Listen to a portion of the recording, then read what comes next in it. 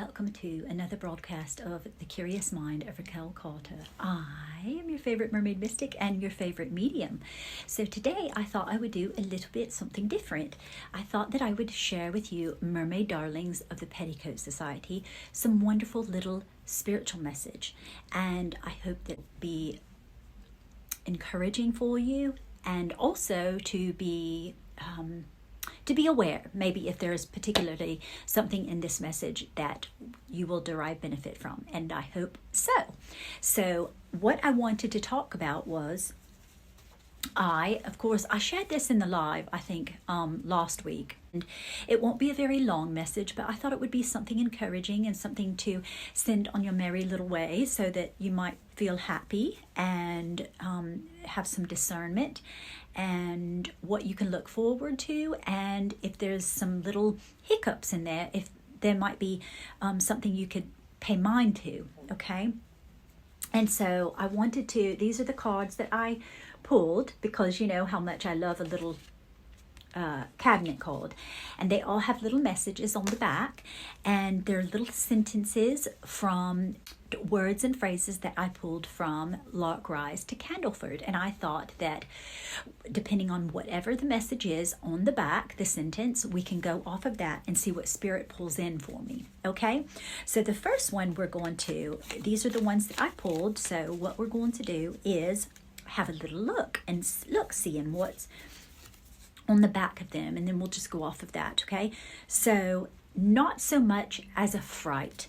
All right, now in the particular episode, when it's talking about that, not so much as a fright, is meaning that when they were having the particular mischief night, Twister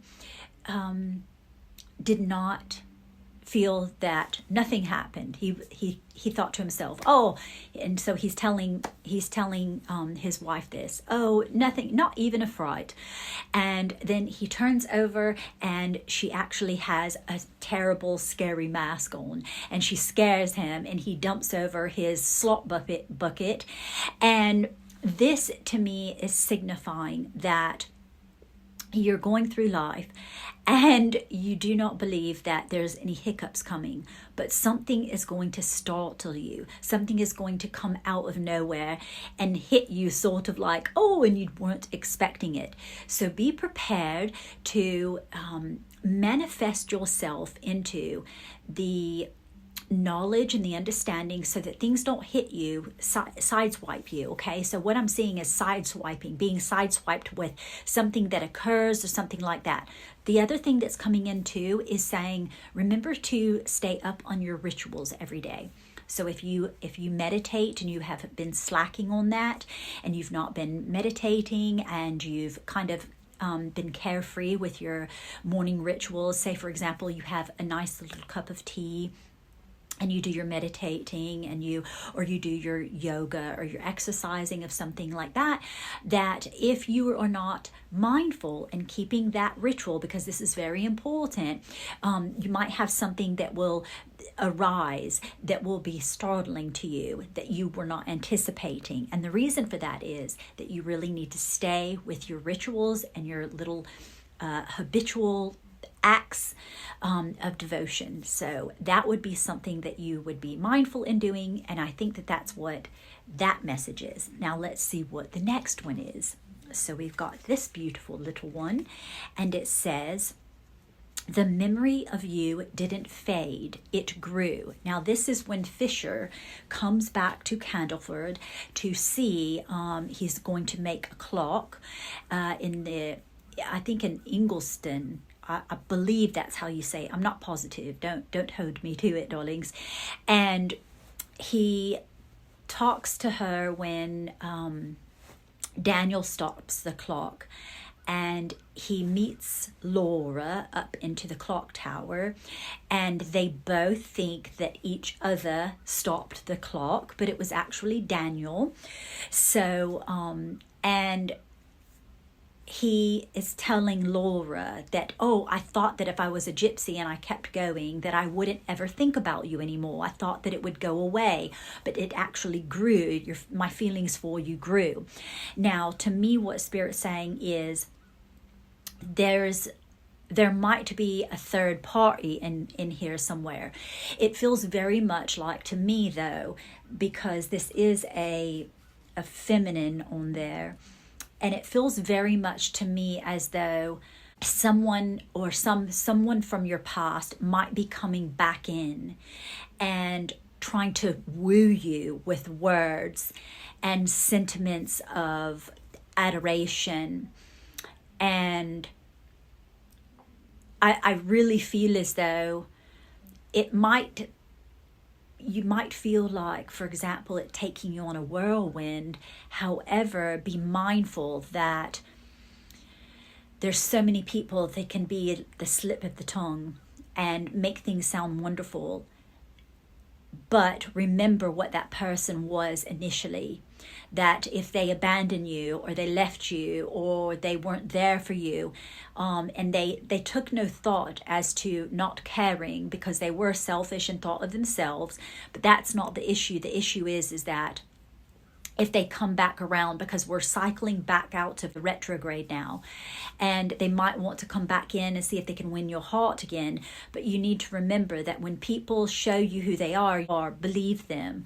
Okay, so this is very much an indication that you're going to be tested. The universe might bring someone from your past back in, but remember that it's fleeting, and long term this would not be good for you. Okay, so that's what I'm feeling on that one. Let's see what the next one is. Okay, this little pretty one. All that's left is farewell. Okay, so this to me is Fisher is leaving, and there's nothing more to be said about it. He wanted to marry Laura, and Laura got a little sideswiped with all the emotions coming back and everything of that nature. But she realizes towards the end that this is all there is that's left. This is just the memory of you.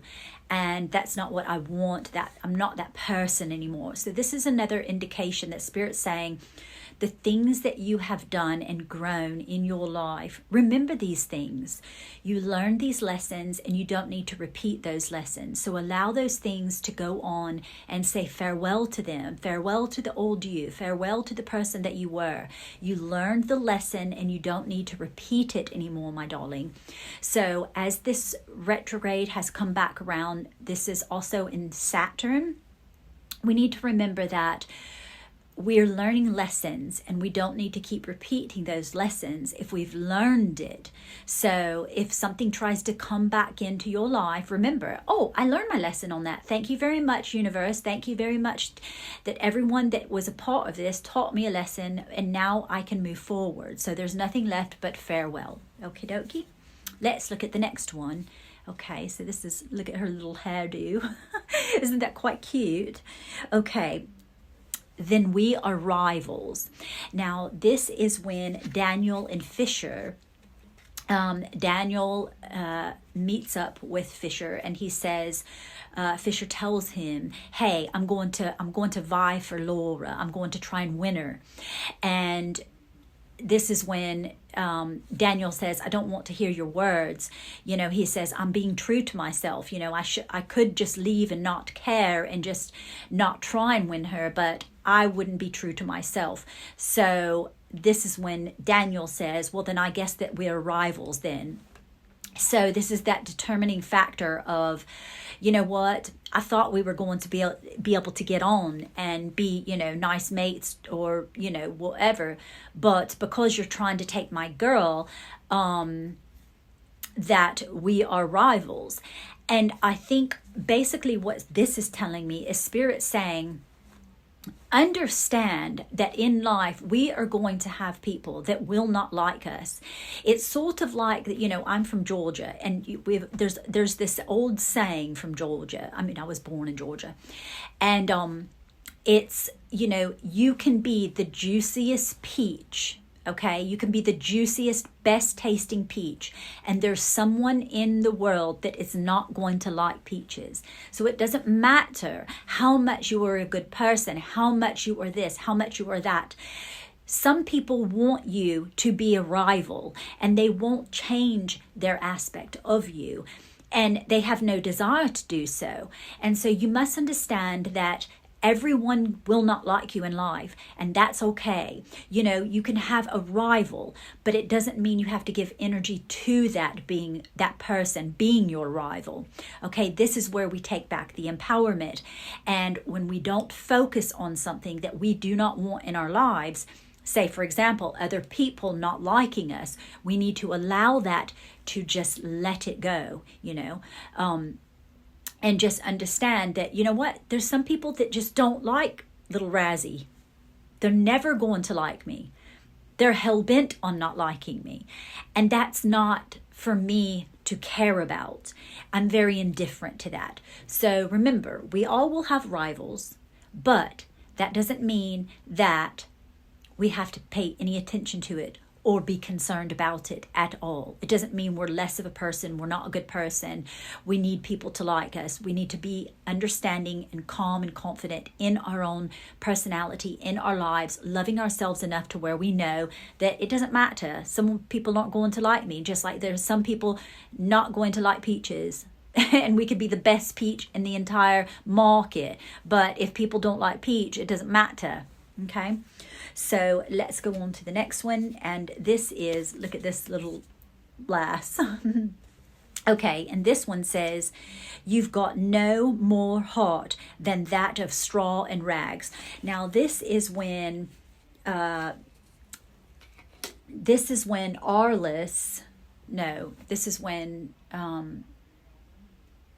is his name Arliss?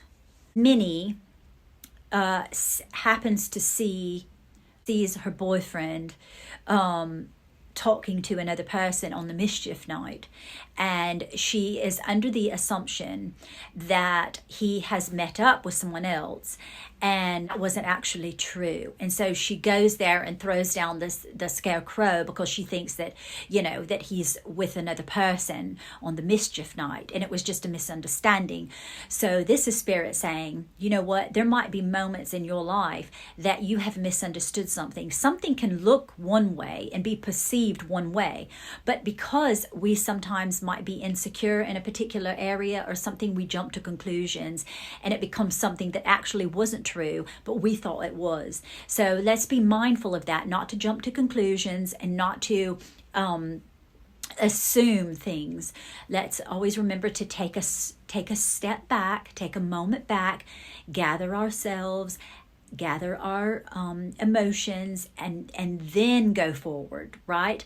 So get in alignment and then and so I think that's what Spirit's trying to say there, is don't jump to conclusions. Sometimes we can be off the cuff and think something, or be snippety or something like that, and we don't need to be, because it just causes more mischief and more misunderstanding than is necessary.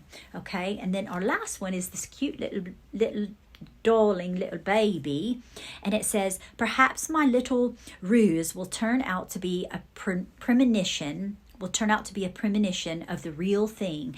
And this is talking about Daniel and Laura, and everyone saying that they're going to get married, so that Fisher gets upset and wants to leave town, and they're actually all gossiping among themselves without Daniel and Laura knowing, saying that there's going to be a wedding, she's getting married, don't you see this, Fisher?